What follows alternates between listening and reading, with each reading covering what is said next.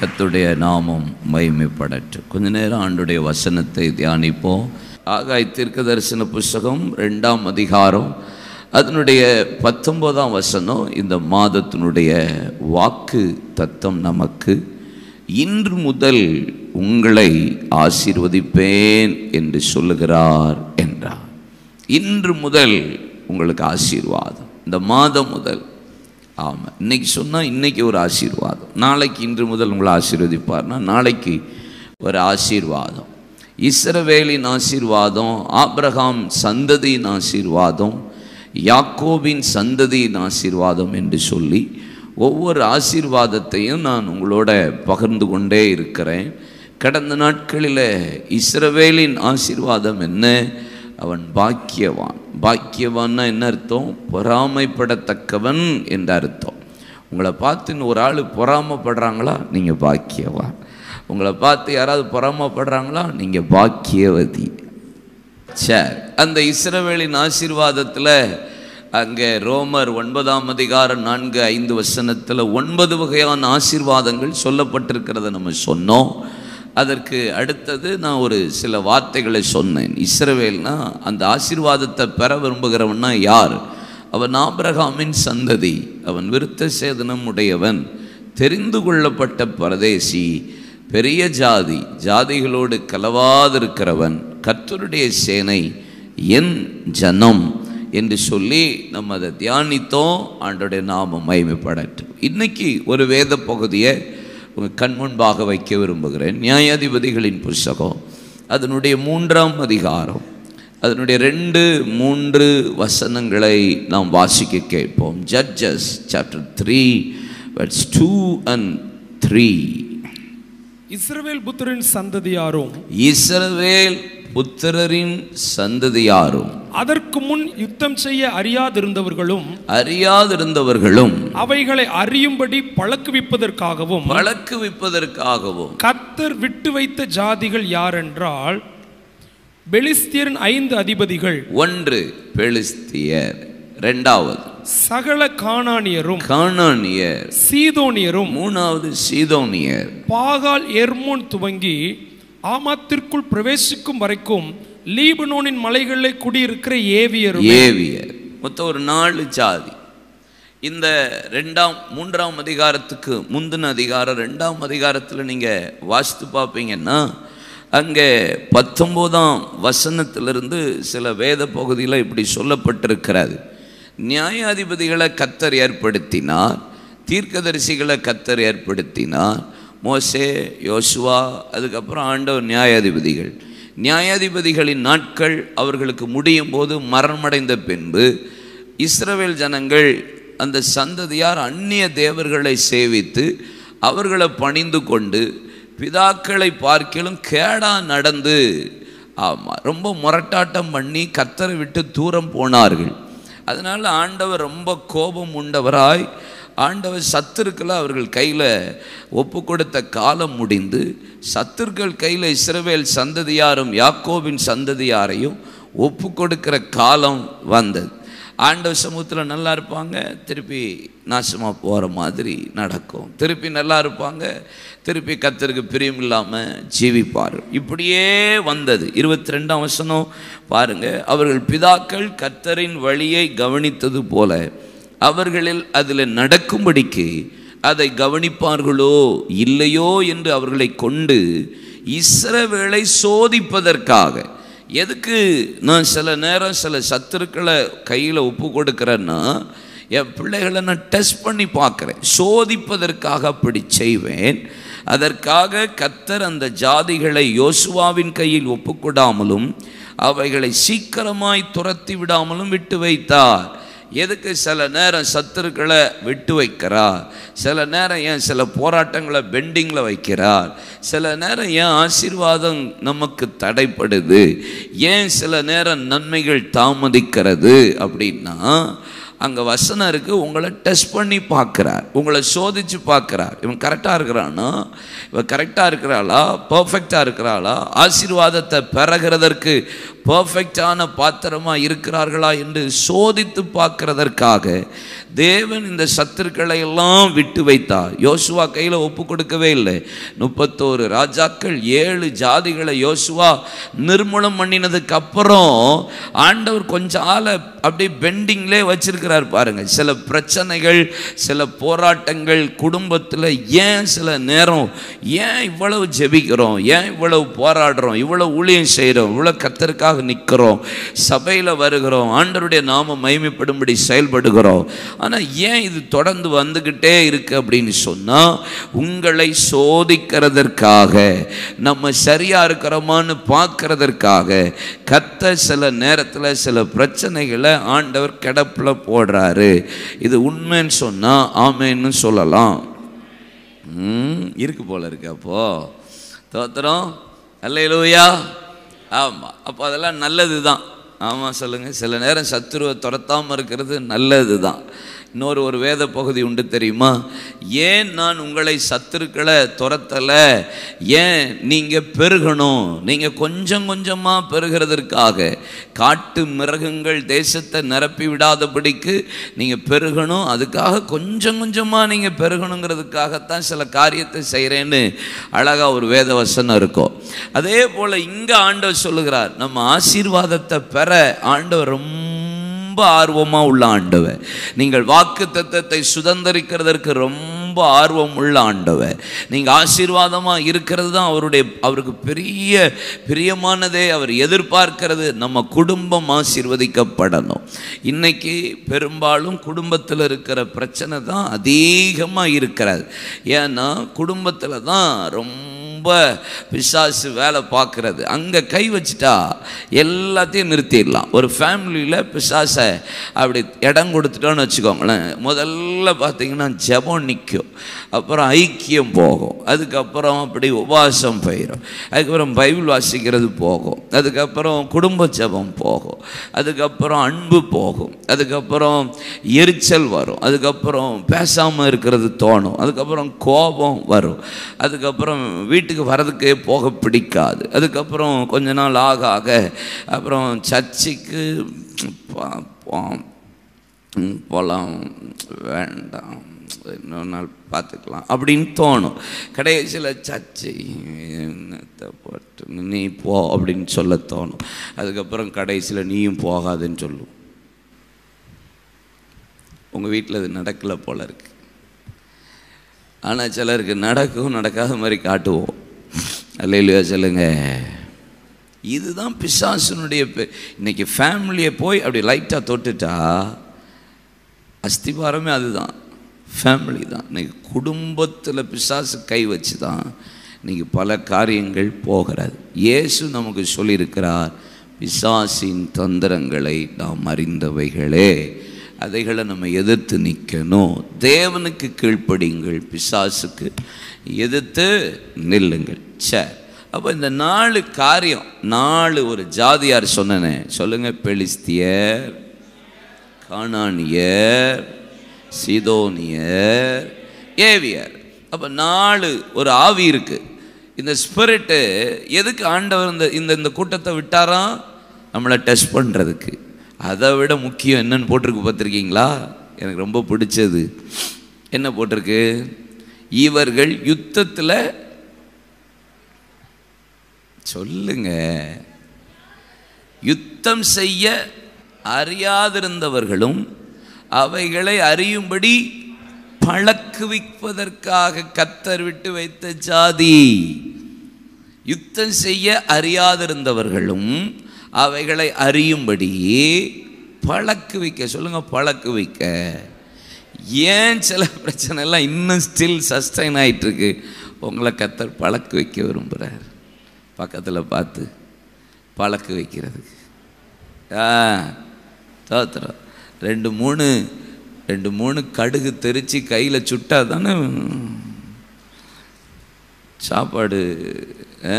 2-3 நேரம் குக்கர் கையில் சுட்டா தானே, 2-3 தடவை டம்முன்னு ஏதாவது கவுத்தி விட்டா தானே, 2-3 தடவை உப்பு கூட இருந்தால் தானே.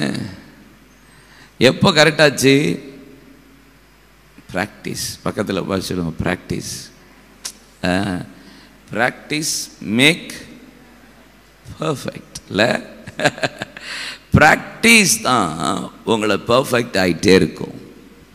எப்போவும் நான் என்ன இப்போ தான் இப்படி பேசுவேன், முந்தி எப்படி பேசுவேன், வேறு மாதிரி பேசுவேன். ப்ராக்டிஸ். வசனம் மனப்பாடமாக எப்படி சொல்கிறேன், ப்ராக்டிஸ். பேசிக்கிட்டே இருக்கிறேன், சொல்லிக்கிட்டே இருக்கேன். எனக்கு ஒரு வசனம் யாராவது சொன்னால் டக்குன்னு அந்த இடம் அப்படி என் கண்ணு முன்னாடி நிற்கிற மாதிரி இருக்கும். ஏன்? வாசிக்கிட்டே இருக்கிறோம். ப்ராக்டிஸ். எல்லாருக்கும் அதுக்கு முடியும். ஆனால் எதுக்கு தேவை, என்ன தேவை? ப்ராக்டிஸ். ஒரு வாரம் நீங்கள் ரெகுலராக செய்கிற ப்ரேயர், ரெகுலராக செய்கிற உபவாசம், ரெகுலராக செய்கிற ஆராதனை நடத்துகிறத நீங்கள் கொஞ்சம் விட்டுட்டு 2 வாரம் கழித்து நீங்கள் மைக்கை பிடிச்சி பாருங்கள், ஒரு மாதிரி ரெஸ்ட்லெஸ்ஸாக இருக்கும். அதே ஒரு டிஃப்ரெண்ட் தெரியும். அப்படின்னா என்னென்னா கண்டினியூவாக இல்லை, கொஞ்சம் கேப் விழுந்துட்டுன்னு அர்த்தம். அல்ல இல்லையா சொல்லுங்க? ஆமாம். 2 மாதம் ஸ்கூலுக்கு லீவ் விட்டுட்டு ஸ்கூலுக்கு போகும்போது எப்படி இருக்குது பிள்ளைகளுக்கு? அம்மா அதை விட மோசமானது உலகத்திலே இருக்காது. ஆமாம். ஏன்? அதனால தான் ஸ்கூலில் சார் கொஸ்டின் பேப்பரை வீட்டில் வச்சு எழுதுன்னு சொல்கிறாங்க தெரியுமா? எங்களுக்கெல்லாம் நான் படிக்கும்போதெல்லாம் ஸ்கூலில் ஆனுவல் எழுதுன அவ்வளவு பேப்பரையும் எல்லாத்தையும் எழுதி கொண்டு போய் சப்மிட் பண்ணணும். அடுத்த வருஷத்துக்கு கூட போயிடுவோம், ஆனால் எழுதிட்டு போகணுன்றுவாங்க. குவார்ட்டர்லி டெஸ்ட் அப்போ சரி, அது எல்லாம் பண்ணி கொடுப்பாங்க. ஏன்னா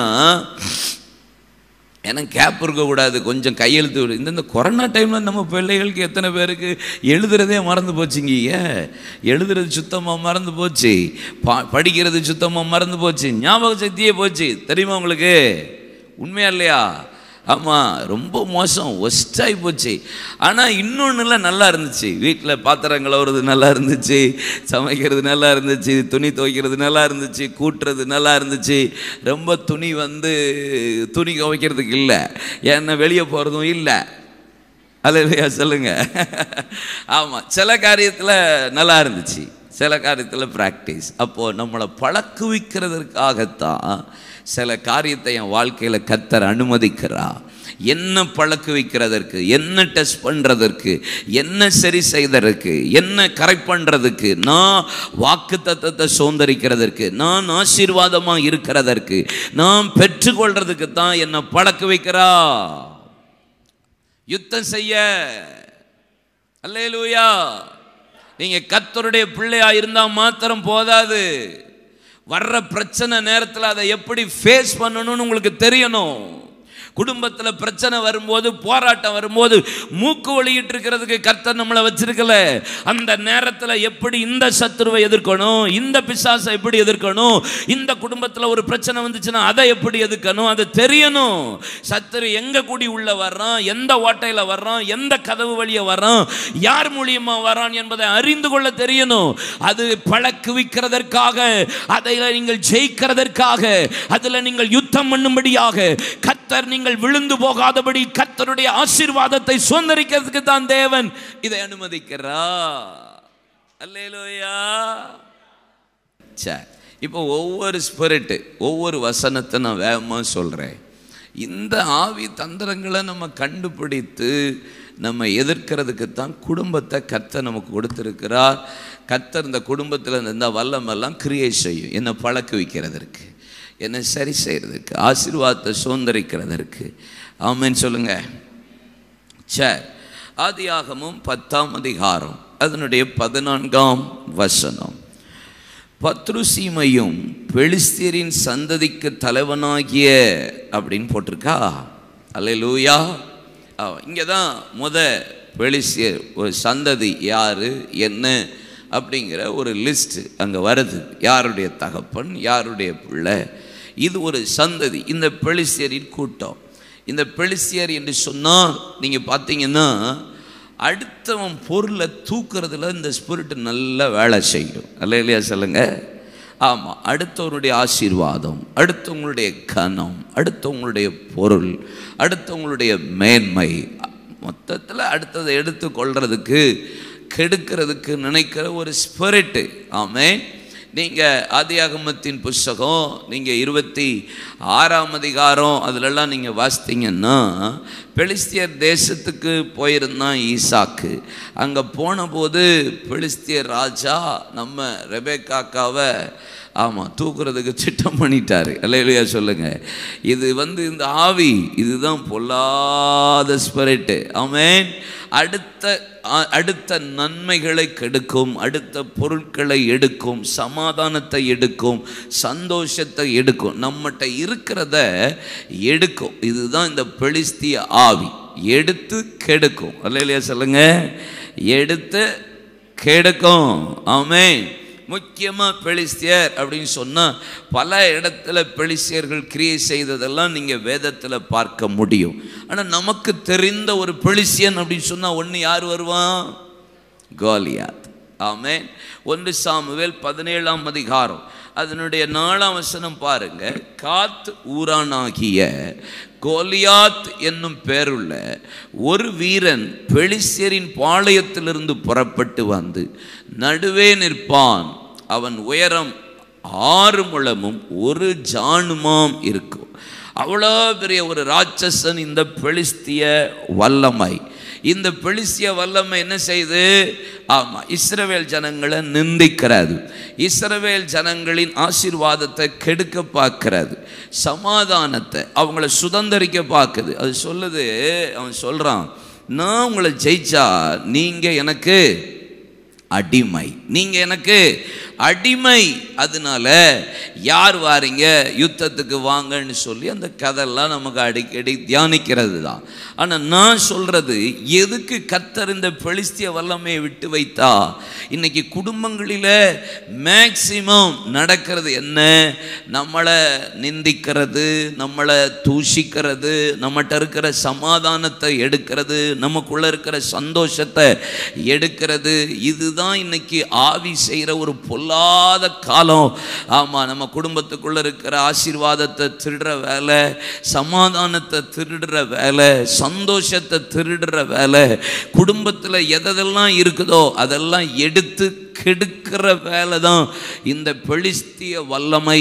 இந்த ராத்திரி வேளை நம்ம குடும்பமாக செய்ய வேண்டிய ஒன்று, எதுக்கு கர்த்தர் விட்டு வச்சிருக்கிறாரு? இந்த ஆவியை துரத்தணும், இந்த ஆவியை எதுக்கணும், இந்த ஆவியை ஒன்றும் இல்லாமல் ஆக்கிறதற்கு கர்த்தர் நம்மளை தாவீதை போல அபிஷேகத்தில் நிரப்பப்பட்டு நம்முடைய குடும்பங்களில் கிரியை செய்கிற இந்த பெலிஸ்திய வல்லமையை ஜெயிக்க கர்த்தர் நமக்கு பலன் தருவாராக. அல்லேலூயா சொல்லுங்களேன். ஆமென். ஆமாம். இப்போ உங்கள் குடும்பத்தில் ஒரு காரியம் வருது, நெகட்டிவான தாட்டு, நெகட்டிவான ஸ்பீச்சு, இப்படி ஒரு காரியம் ஃபேமிலிக்குள்ளே வந்துக்கிட்டே இருக்குன்னு வச்சுக்கோங்களேன். இதை நீங்கள் கேட்டுக்கிட்டே இருக்கக்கூடாது. அந்த பாளையத்தில் இருந்து தாவீதின் சகோதரர்கள் என்ன செஞ்சாங்க? இவன் பேச பேச பேச பேச பாளையத்தில் கேட்டாங்க, பயந்தாங்க. இன்னைக்கு ஃபேமிலிக்கு விரோதமாக ஒரு காரியம் எழும்பி வருதுன்னா நீங்கள் ஒன்று தெரிஞ்சுக்கோங்க, கேட்டுட்டு பயப்படக்கூடாது, கலங்கக்கூடாது. இஸ்ரவேலரும் சவுலும் அனைவரும் அந்த பெலிஸ்தியனுடைய வார்த்தையை கேட்டு கலங்கி மிகவும் பயப்பட்டார்கள். உங்கள் குடும்பத்துக்கு விரோதமாக பேசப்படுற காரியமாக இருக்கலாம், உங்கள் குடும்பத்துக்கு உள்ளேயே பேசப்படுற காரியமாக இருக்கலாம், உங்கள் குடும்பத்துக்குள்ளே எழும்பி கிரியை செய்கிற ஆவியாக இருக்கலாம். நீங்கள் எது நெகட்டிவாக வந்தாலும் குடும்பத்தில் தலைவன் தலைவி பிள்ளைகள் ஒன்று அறிந்துக்கோங்க, பயப்படாதீங்க, கலங்காதீங்க. அல்லேலூயா சொல்லுங்க. நீங்கள் அபிஷேகம் பண்ணப்பட்டவர்களாக இருப்பீர்களானா கர்த்தர் உங்களை பழக்குவிக்கும்படியாக, உங்களை விழுந்து போகாம இந்த சோதனையில் தப்பித்துக் கொள்ள இந்த வல்லமையை எதிர்த்து நிற்க கர்த்தர் இன்னைக்கு கிருபை தருவாராக. கை தட்டுங்க பார்க்கலாம். ஒரு நிமிஷம் அந்நிய பாஷை பேசுங்க பார்க்கலாம். அல்லேலூயா.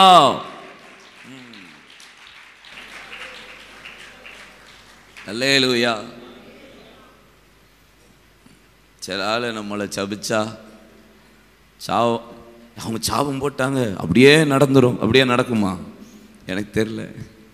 அப்படி நடக்குமா? யாராவது நம்மளை பற்றி ஏய் நீ வந்து பாடுறா, அப்படி யாராவது ஒரு ஆள் நம்மளை பார்த்து சாபம் போடுறாங்க, நம்மளை பற்றி பேசுகிறாங்கன்னு இந்த வார்த்தையை கேட்டு பயப்படவும் கலங்கவும் வேண்டாம். பெலிஸ்தியன் உங்களை பயமுறுத்திக்கிட்டே தான் இருப்பான். பெலிஸ்தியன் உங்களை கலங்க பண்ணிக்கிட்டே தான் இருப்பான். பெலிஸ்தியன் உங்களை வந்து ப்ரெஷர் கொடுத்துக்கிட்டே தான் இருப்பான். யுத்தம் பண்ணுங்க, உட்காந்து மூக்கு ஒழுகாதீங்க, அழுகாதீங்க, கண்ணீர் வடிக்காதீங்க, குடும்பத்தில் ஜெயம் எடுக்க பழகுங்க. சும்மா பைபிள் வாசிட்டு ஜெபம் பண்ணிட்டு சர்ச்சுக்கு வந்துட்டு போகிறது கிறிஸ்தவன் இல்லை. வாழ்க்கையில் ப்ராக்டிஸ் பண்ணி ஜெயிக்கிறவன் தான் கிறிஸ்தவன். விக்டோரியஸ் லைஃப், ஜெயமுள்ள ஒரு ஜீவியம் வாழ்கிறவன் தான் கிறிஸ்தவன். ஜெய கிறிஸ்த நம்மோடு கூட இருக்கிறா. சாத்தானின் தலையை நசுக்கினவர் நம்மோடு கூட இருக்கிறா. பாதாளத்தின் வாசலை ஜெயித்தவர் நம்மோடு கூட இருக்கிறா. அப்படி தைரியமாக இருக்கணும். அவங்க சொல்லிட்டாங்க, இவங்க சொல்லிட்டாங்க, இவங்க பேசிட்டாங்க, அவங்க சொல்லிட்டாங்க. உங்களுக்குள்ளே இருக்கிற சமாதானத்தை எடுக்கிறதுக்கு அவன் அவ்வளவு எக்ஸ்ட்ரீமாக பேசுவான். அபிஷேகம் பண்ணப்பட்ட சவுளே பயந்து கலங்கி உள்ளே போய் உட்காந்துட்டுருக்கிறான். ரெண்டாவது என்ன சொன்னேன்? கானான். ஆதியாகமம் 9ஆம் அதிகாரம் 18ஆம் வசனம். ஏழையிலிருந்து புறப்பட்ட நோவாவின் குமாரர் சேம், காம், யாப்பேத் என்பவர்களே கானானுக்கு தகப்பன். கானானுக்கு தகப்பன். ஒவ்வொரு ஆளை பற்றி ஒரு வார்த்தை சொல்லுவேன், அதுக்கப்புறம் உடைய கேரக்டரை சொல்லுவேன். சரியா? இந்த கானான் நல்ல செழிப்பான ஒரு தேசம். இதைத்தான் கர்த்தர் நமக்கு கொடுத்தார். லேவியராம் 18:3, அப்போஸ்தலர் 13:19. கானான் தேசத்தின் 7 ஜாதிகளை அளித்து அவருடைய தேசத்தை இவர்களுக்கு சுதந்திரமாக பங்கிட்டு கொடுத்து, ஆமென். இந்த கானானுடைய முறைமையின்படி நீங்கள் நடக்கக்கூடாது அப்படிலாம் போடப்பட்டிருக்கிறது. நான் அதுக்கெல்லாம் போல. இப்போ 18ஆம் வசனம் முடிஞ்சு 21, 21லிருந்து 27 வசனம். ஆதியாகமம் 9, 21லிருந்து 27 வசனத்தை நீங்கள் பார்த்துக்கோங்க. அங்கே நோவா பேழையை செய்து கர்த்தருடைய வார்த்தைக்கு கீழ்ப்படிந்ததற்கு பின்பாக நல்ல குடும்பமாக பாதுகாக்கப்பட்டார்கள். பேழை அரதாத் மலையில் போய் நின்றது.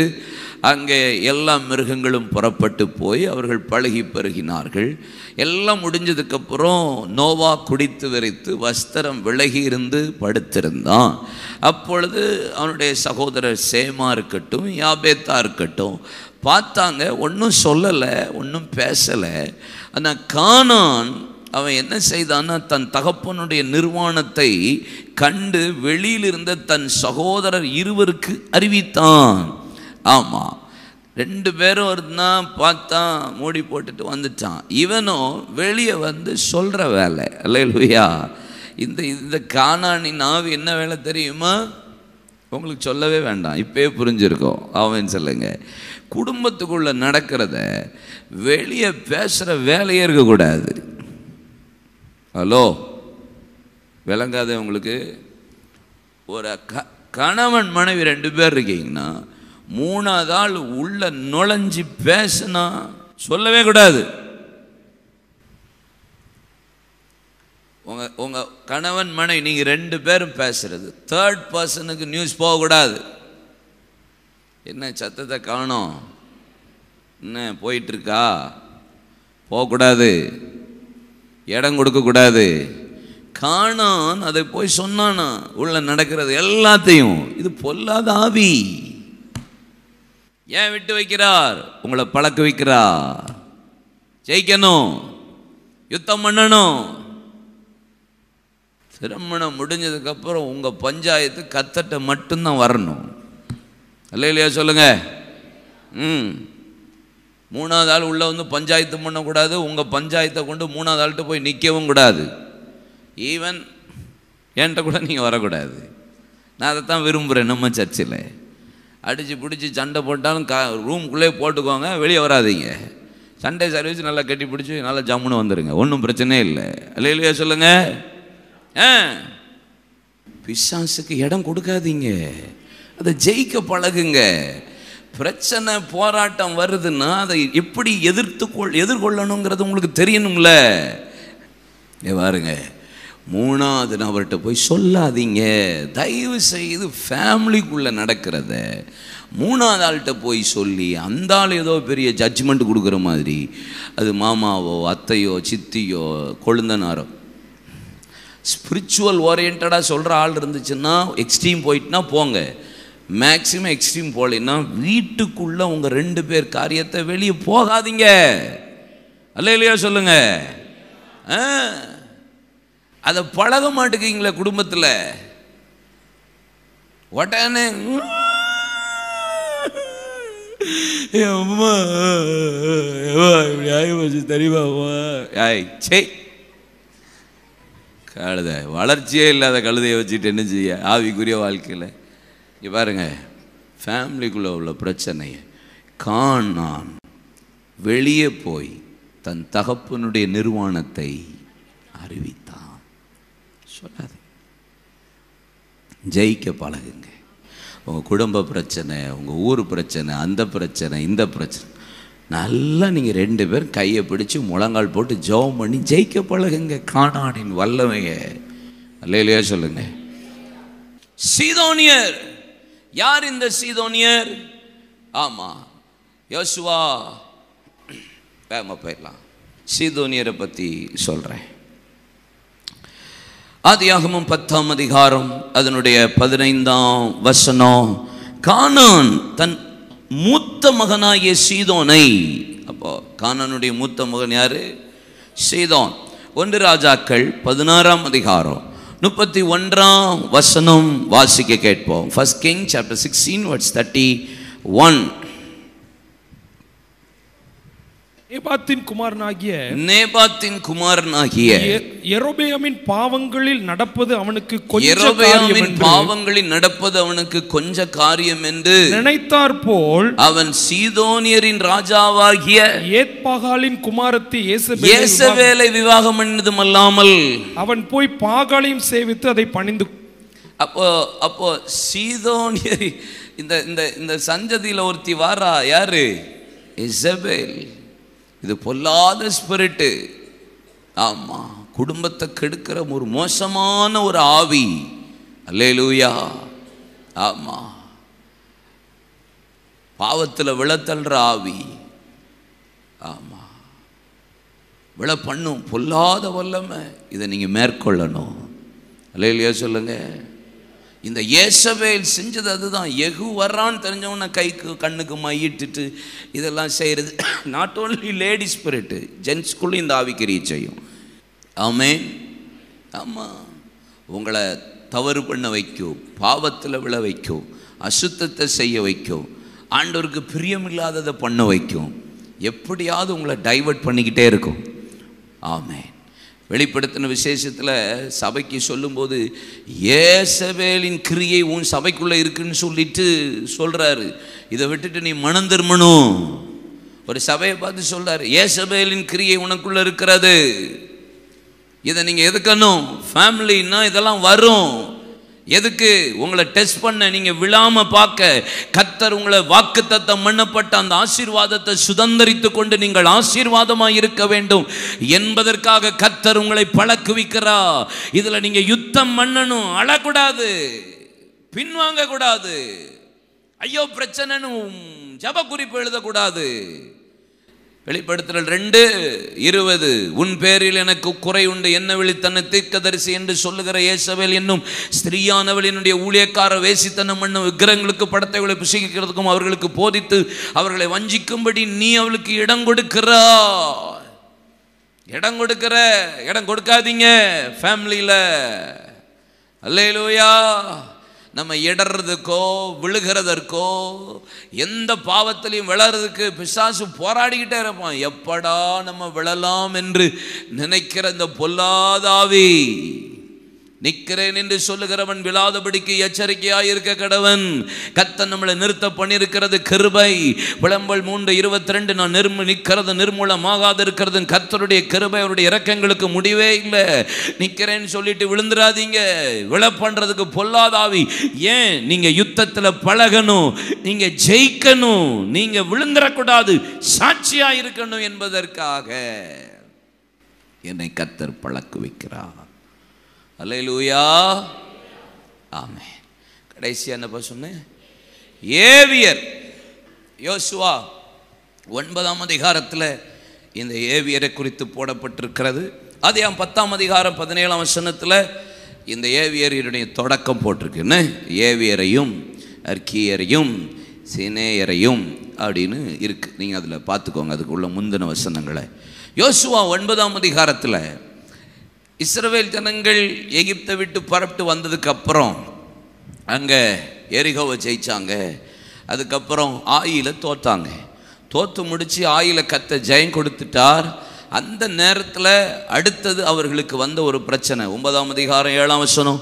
அப்பொழுது இஸ்ரவேல் மனுஷர் அந்த ஏவியரை நோக்கி, நீங்கள் என் நடுவிலே குடியிருக்கிறவர்களாக்கும், நாங்கள் எப்படி உங்களோட உடன்படிக்கை பண்ணலாம் என்றார்கள். ஏவியர், இந்த கிபியோனியர் ஏவியர். ஆமென். இவங்க வந்து யோசுவாவோடு பொய் பேசி, என்ன பேசி? பொய் பேசி தங்கள் வஸ்திரங்களை பழமையாக்கி, தங்கள் பாதரட்சையை பழமையாக்கி, தங்கள் துருத்திகளை பழமையாக்கி, யோசுவாட்ட ஏதோ ரொம்ப தூரத்திலிருந்து வர்ற மாதிரி செஞ்சு அவங்க அப்பத்தை அவர்களுக்கு சாப்பிட கொடுத்து யோசுவாவும் வாங்கி சாப்பிட்டு அவர்களோடு உடன்படிக்கை பண்ணினான் என்று வேதம் சொல்லுகிறது. நாங்கள் அவங்க கூட உடன்படிக்கையே பண்ணக்கூடாது.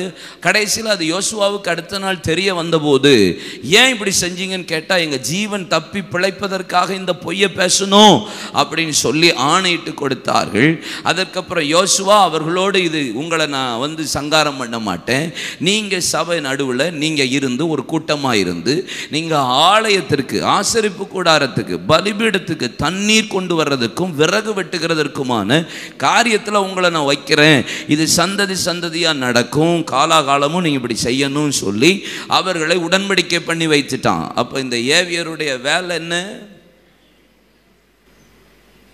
பொய் பேச இல்லை.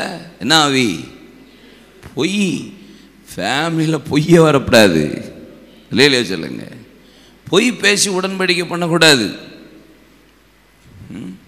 1000 பொய் சொல்லி, 1000 பொய் இல்லை, 1000 பேர்கிட்ட போய் சொல்லி, அதுதான் 1000 பொய் சொல்லின்ட்டு. 1000 பேர்கிட்ட போய் சொல்லி கல்யாணம் நடத்துங்கன்னா இவன் 1000 பொய்யை சொல்கிறான். நம்ம ஆளுக்க பழமொழியவே திருப்புறான் பார்த்தீங்களா? 1000 பேர்கிட்ட போய் சொல்லி திருமணம் நடத்துனா 1000 பொய் சொல்லி கல்யாணம் நடத்த சொல்லிட்டாங்க. அப்போ ஆரம்பத்தில் இருந்து கழுத பொய்யாத்தான் இருக்குது. இப்போ படிப்பு பொய், வேலை பொய், தலையில் இருக்கிற மண்டையே முடிய உண்மையா இல்லையான்னு செக் பண்ண வேண்டிய காலகட்டத்தில் இருக்கும். தோத்துறோம். எதுக்கு? ஃபேமிலி லைஃப்பில் பொய் மட்டும் வரவே கூடாது. தயவுசே சொல்கிறேன், எந்த காரணத்துக்கு கொண்டு விளையாட்டுக்கு பேசினேன், பொய், அதை மறைச்சேன், இதை மறைச்சேன், பொய்யான வாழ்க்கை வாழாதீங்க. அல்லையிலே சொல்லுங்க. மத்தேயு 5ஆம் அதிகாரம் 32 வசனம் என்ன சொல்லுகிறது? வானத்தின் மீது சத்தியம் பண்ணாதே, பூமியின் மீது சத்தியம் பண்ணாதே, எருசலேமின் மீது சத்தியம் பண்ணாதே, உன் சரசின் மீது சத்தியம் பண்ணாதே. வானம் அவருடைய சிங்காசனம், பூமி அவருடைய பாதப்படி, எருசலேம் அவருடைய பரிசுத்த நகரம். உன் தலையில் இருக்கிற முடிய வெள்ளையாவது கருப்பாவது ஆக்க முடியுமா? உள்ளது உள்ளதென்றும் இல்லாது இல்லாதென்று சொல்லுகள், மிஞ்சினதெல்லாம் தீமையாக இருக்குது. பொய் உதடு கர்த்தருக்கு அருவருப்பு. ஏன் பொய் பேசிக்கிட்டு இருக்கிறோம்மா? ஃபேமிலியில், கணவன் மனைவிக்குள்ள, பிள்ளைகளுக்குள்ள எந்த விதத்திலும் பொய்யான வாழ்க்கை மட்டும் வாழாதீங்க. ஒரு மனைவி கூட உண்மையான ஒரு வாழ்க்கை வாழுங்க. புருஷன் கூட உண்மையான ஜீவியம் பண்ணுங்க. பொய்யா வாழாதீங்க, பொய்யா அன்பு கூறாதீங்க, பொய்யா சமைச்சு போடாதீங்க,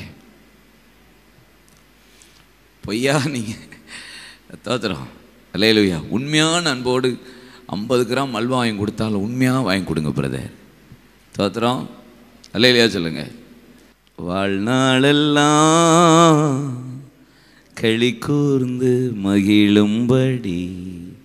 நான் ரொம்ப பெருசாலாம் என்கிட்ட இன்னைக்கு ஆவியான இடைப்படலை. ஆனால் இது எனக்கு ரொம்ப பெருசாக இருந்துச்சு. ஃபேமிலியில் இருக்கிற பெரிய பிரச்சனை.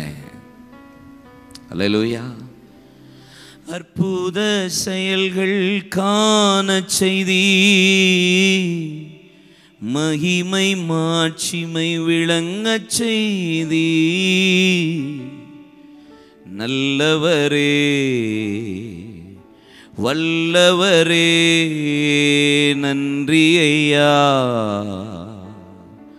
நாள் முழுதும் எல்லாத்துக்கும் போய் பேசி வாழாதீங்க. ஃபேமிலியில் என்னைக்காவது ஒரு நாள் லைஃப் ரொம்ப டேஞ்சர் ஆயிடும். பொய்யான மாயான அன்பு காட்டிகிட்டே வளராதீங்க. ஒரு நாள் ரொம்ப டேஞ்சர் ஆயிடும் லைஃப். நம்ம ஃபேமிலிக்குள்ளே நடக்கிறத வெளியே அடுத்தட்ட போய் பேசாதீங்க. சிலர் அதை அட்வான்டேஜாக எடுத்துருவாங்க. சொல்லாதீங்க. நீங்கள் 2 பேரும் 99.99% நீங்களே உங்களுக்குள்ளதை ஜெயிக்க பழகுங்க.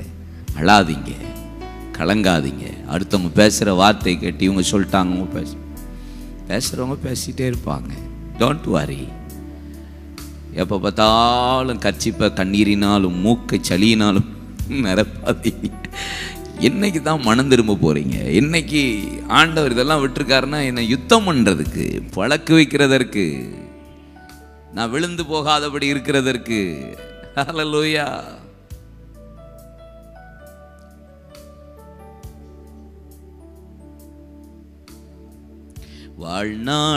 வாழ்நாளெல்லாம் களி கூர்ந்து மகிழும்படி